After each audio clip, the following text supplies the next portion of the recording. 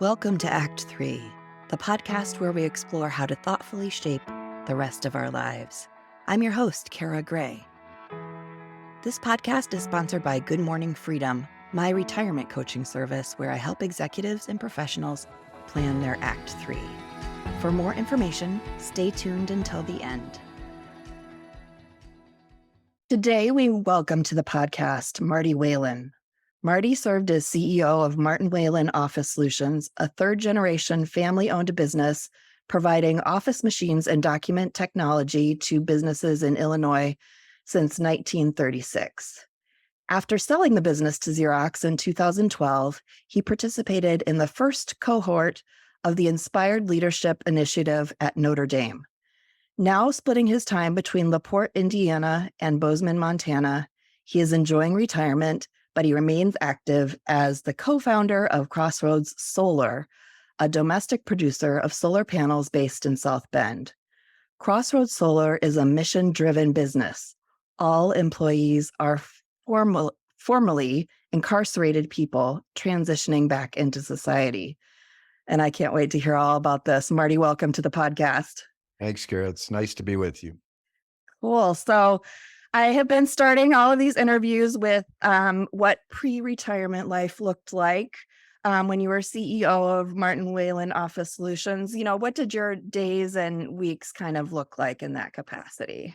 Well, we were a office technology and really a sales company, and my grandfather started it in 1936. He was a typewriter repairman during the Depression. So from humble beginnings, we built the business, and my dad actually got sick when I was 31 and didn't work a whole lot after that. So it was up to my brothers and me. I have two brothers in the business, and we grew the business and then ended up selling it to Xerox in 2012. So, you know, a typical day would have been attended by meetings and, managing the business and making sure that we had the necessary pieces in place for the success of the business. I think at the end, we probably had close to 100 people. And so it was, a good sized business for the Southern Cook area and Will County and your hometown. Yeah, I love it. I am based in Chicago, for those of you that don't know. Yeah. Like how many hours a week were you working? Was it crazy? Yeah, When you own your own place, it's a lot. I think a 60-hour work week is pretty standard if you're running the business. And in a strange way, my dad, when he ran the business, lived 50 minutes from work. So he had a decompression drive home. Yeah. I lived about 3 minutes from work. So there were nights when I couldn't sleep that I ended up going into the business just thinking like, hey, I got to get this off of my mind. It wasn't necessarily a good thing. But you put the time necessary in to build the business, and my wife and I had 4 kids, so that was a busy time, and I handled the business and she handled a lot of the home. So we made a good team, and you try your best to get a good life balance. But I remember those days that they were stressful. I'm happy to be less stressful now. Yeah. I am hoping to talk to a lot of folks that are in the process of selling their business. What was the exit like for you to sell to a big company like Xerox? Yeah, we were very fortunate. We had built a nice business and we had a lot of nice customers.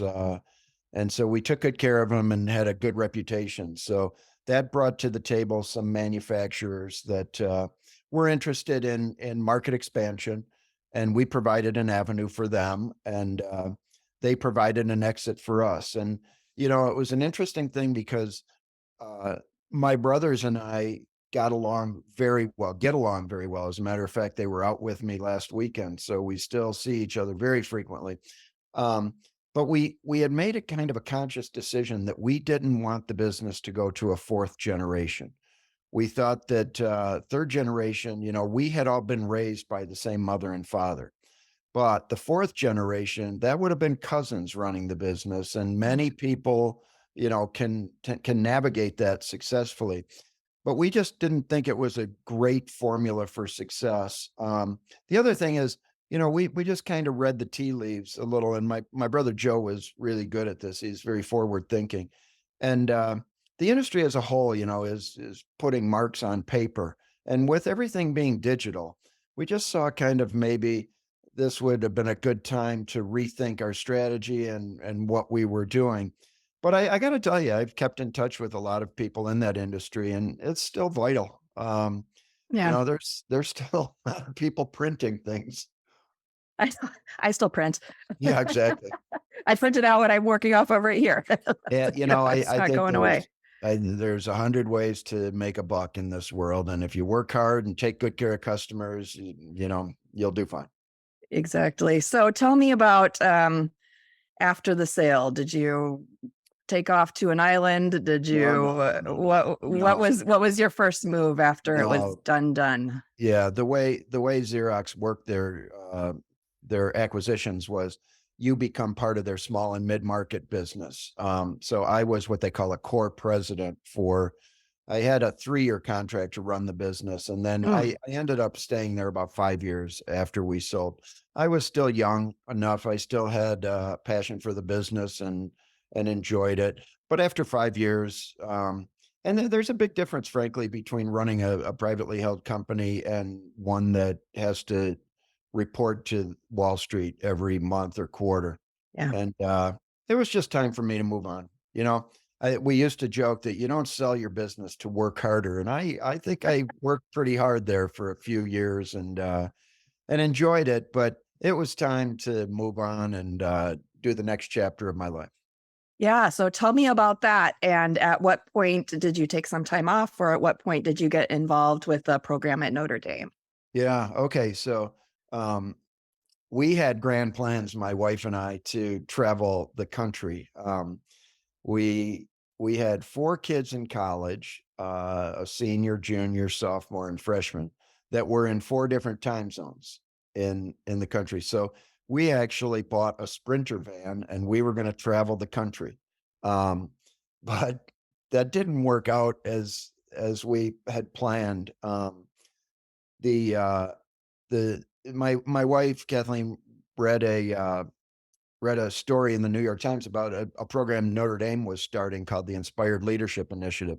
Yep, And I think it was in the article patterned after the Stanford program and the Harvard ALI program, yep. where you go back and you kind of figure out what the next, chapter of your life is going to be like. So I applied for that and was accepted into the initial cohort.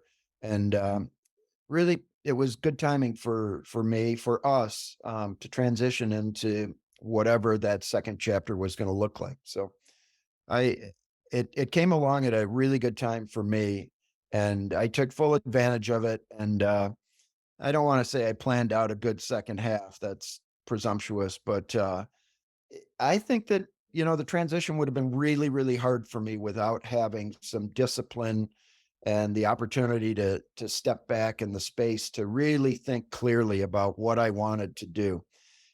Before that, it was probably a 6 month period where I was a little bit adrift, I would say, going into Sure. retirement without a plan, without a real good plan.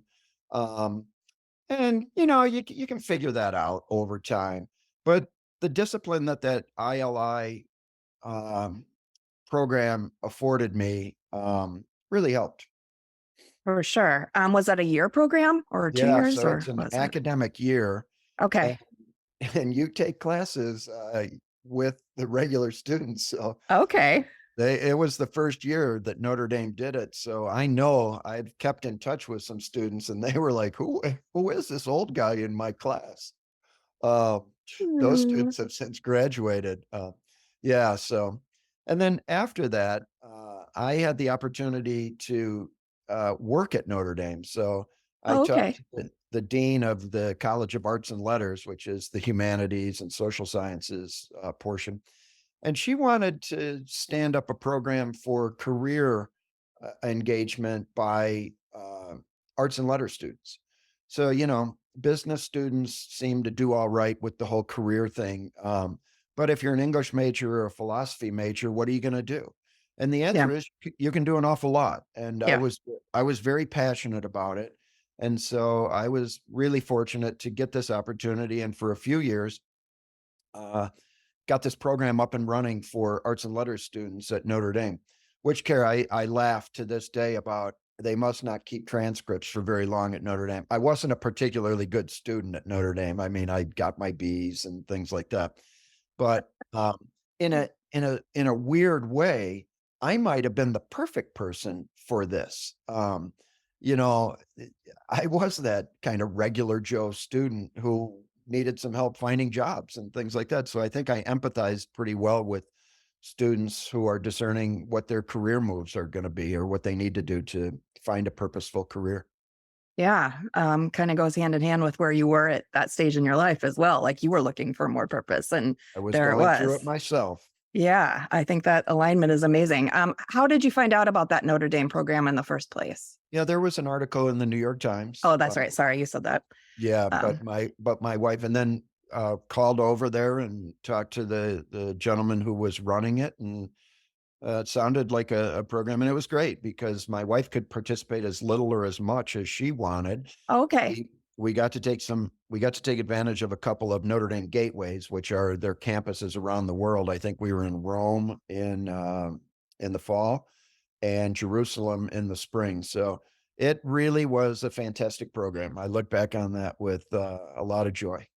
Nice. So tell me how that program led to you being a co-founder of Crossroads Solar. Okay, well, we got to back up a step Okay, okay. I'm missing from a that. piece. Yeah.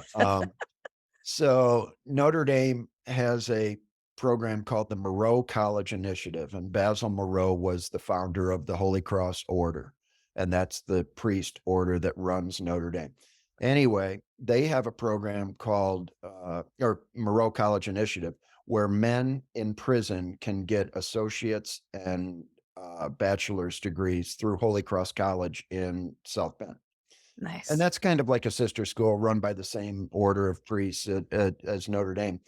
And I had an opportunity. A friend of mine in college is incarcerated, and I had never really encountered our justice system, thankfully. But he's in prison, and I went to visit him, and I've stayed a friend of his. Um, and it really made me kind of look deeply at our criminal justice system. I know that's not the topic of this podcast, but Oh, it's important. Yeah. yeah, it's broken. It needs to be fixed. It's prison ink. It's just we as Americans should demand better. Anyway, I got involved in this Moreau College initiative, and I ended up teaching in the prison, and I taught some math classes, a a speech class, and then I taught or started there. In order to get a Holy Cross degree, you have to complete an internship. So, as the businessman turned professor, I started to find internships for the seniors in this program, guys who were going to graduate. And that was typically, some business contacts I had, and that we would find a project that I could bring into the prison. The men couldn't leave, and they would do the work, and then I would return it to the business. So there were, meaningful opportunities for the guys and something to get on their resume that they had done something to better themselves while getting a degree in prison. And so through that organization, I met another guy, Pat Regan, who was a political science professor at Notre Dame, and he was also teaching in the program, although I had never met him out there teaching. You kind of go in and out, do your class, and you don't interact a lot with other professors. So I had never met him. But I met him, and he had this crazy idea of starting a business to employ these men or formerly incarcerated people. Because in one of his classes, he said, he made mention of something, and then a student said, "Hey, professor, that doesn't work. Your people don't hire my people." And Pat said, "Well, who are my people?" And it's us. We're the people on the outside, and Yeah. we cast a a black net over the people who have been formerly incarcerated. And even with a college degree, it was very difficult for them to get jobs that paid a living wage. Yeah. And so Pat and I decided to start a business. It was his idea of the solar panel because he was also a climate professor at Notre Dame. And so everything kind of worked together. He calls it a 21st century business, something that helps the planet, something that helps the people. And so, yeah, we started that business right in the midst of COVID. Wow. And yeah, and so it's just been a fun thing. I'm more of a silent partner. Pat's proven to be a very good businessman and doesn't need a lot of my help. But we talk and I've guided him through some kind of basics of business, but he's just proven to be a stellar CEO. Yeah. That is it's important. I don't care that this is not the subject of this podcast. It can Yeah, be yeah, for right now.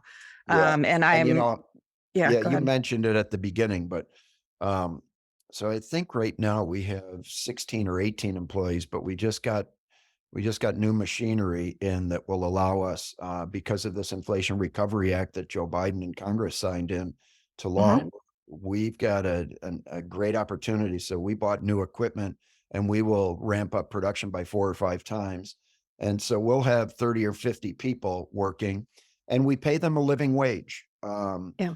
And so, I think that if you go to Crossroads Solar website, you'll see some just amazing human interest stories that of people who have been given a chance to re-enter society. And it's just an amazing thing to witness somebody who's been beaten down for a while to kind of come back and realize I'm a good person and I'm getting back on the horse. And so if we can help some people do that, then that really is something of great purpose and a pretty nice second chapter that I was fortunate enough to be able to be involved in. Yeah. When what you're doing is, I mean, I'll definitely put the link to the website in the show notes here. Um, I mean, it's a great business model for other people that are in the manufacturing world and maybe other industries as well. Yeah, I would love to shout about this to the world. So yeah, thank you. me too. Me Thank too. you. So what do your days and weeks look like now, Marty? Well, now I'm transitioning into a more traditional retirement, and so my wife and I split time between Bozeman, Montana, and LaPorte, Indiana.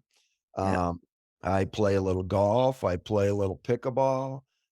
Two of our kids are out here, so it's an active lifestyle out here. And then back in Indiana, I'm still connected in the Notre Dame community. And my family and my wife's family are all from the Illinois area, so we get back and we get to see them. A bit of travel. One nice thing that happened this summer is I had the opportunity to go teach at Notre Dame in Ireland.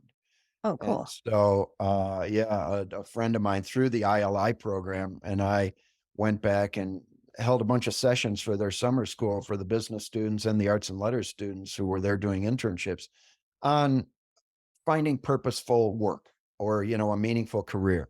So I don't know. I've kind of taken on this thing in my second life about, being a quasi expert on how to do this purposeful work. And it was very unintentional. And I am not an expert. I am finding out how it works as I go along. But it's awfully fun doing so. Wonderful. Do you have any words of wisdom, words of advice for those that are, right up a couple of years out from a retirement, thinking about how they're going to find purpose? Yeah. I would say that I would say this, and this is from my time at Notre Dame. If you think you're going to get a quick, easy answer to this, or read a book and say, "Oh gosh, I'm glad somebody told me this," the answer is probably that's not going to happen. So you do have to put some time and effort into it. And coaching, I think, looking back on it, would have been a great thing to Yeah. to avail myself of. Um, there's some things you got to learn for yourself a little bit. There's some things you have to learn about yourself. Yeah. So it's very much a process or a journey, if you will. Um, and it took me a while to realize that. I think that when you're running a business and you have decisions to make, those decisions are quickly they're either right or wrong. Yeah. And you course correct if it's Yep. wrong.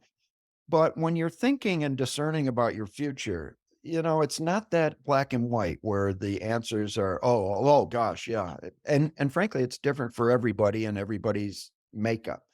Um, so my advice would be maybe, to read some books, get some help, talk it through with people. And the more planning you can do, I think, and this is generally in life, the better off you'll be. Thinking back to that 6-month period where I quit working and before the Notre Dame program, Yeah. that was, like I said, I used the word adrift, and I just think Mhm. back to that, and I didn't have a great plan. I would have figured it out. Yeah. It's just that it would have taken me a little bit longer and maybe a little bit more pain involved too. But that's part of the growth is going through some things that are a little uncomfortable too. It's all right. Any transition is just a time of, figuring out what's next and what I can do best and where I fit and things like that. So I'll tell you two pieces of advice that I would do. I did read a lot of books, and two books that I really loved was one was Shonda Rhimes. She's the producer, I think, of Grey's Anatomy. I've never watched Grey's Anatomy. Grey's Anatomy, a ton of things she Yeah, she produces. does Yeah, everything. she's She does yeah. everything. I heard her interviewed on the radio, and she talked about being an introvert, and then really so many people were, tabbing her for things to do, like dinners or awards, that she stopped doing any of those, and she really became insular. So she wrote this book called The Year of Yes, and, I just found it a fascinating book of kind of thinking differently about, your life when you're really busy and running a business and, you're on boards and things like that. And it can get pretty easy to think, high and mighty of yourself and, I'm not gonna do that in retirement. I'm not gonna do any of those things. But I read that book and I realized, that you're not busy. Those are just fun things about living life. And so that reading that book probably was the reason I went into this ILI program thinking like, "Hey, I'll do that." And even out here in Montana, Montana State University has a program called Osher Lifelong Living. So I'm continuing to take classes that interest me. No grades, that's pretty nice. We That's didn't a get fun grades part. at Notre Dame too either. Yeah, that's nice. Um, but The Year of Yes, I just found to be a fascinating book, and more than even a book is kind of a lifestyle choice where, yeah, I'm going to say yes to a lot of things that I probably wouldn't have done before, and I like some of them, and some of them are a complete waste of time. But as I used to tell the Notre Dame students, it's not a waste of time if you learn something. And now I know I don't like certain things. Um, the other book that I really liked was Arthur Brooks. I think it's called From Success to Success. It's a book about the second chapter of your life. Yep. And that gave me a great perspective on the kind of expectations of what you should, be thinking about in your second chapter. Because your first chapter, he goes through it in depth and detail. Your first chapter is really about excellence. You're going to be the best CEO you can be. And he points to a lot of like everybody wins their Nobel Prize between the ages of like 28 and 35. And then after that, it's downhill. Um, and but it's not downhill. It's just a subtle switch. And he calls it like from fluid intelligence to crystallized intelligence, what we might call wisdom. Um, and I was especially taken by a chapter in his book about detachment from success. Um, and so at a certain point where you're building your business and you're measured by either dollars you're making or community involvement or recognition within your field or something like that, the second chapter of your life you really have different measuring devices, and it's much more who you are and your relationships and a spiritual life. Perhaps he talks a lot about that, and I just thought it was a good kind of primer. But it really helped me shift focus from, I don't have to be the best golfer. I can enjoy golf as a bad golfer. That's And right. frankly, I enjoy it more now than when I used to play well. Um, and it's just kind of a reframing of what what you're in it for and how you measure success. Um, and so there's a couple of books if you want specific things, specific. Fantastic. Again, I'll put Yeah, those in the show notes for people to check out because, I just loved them both.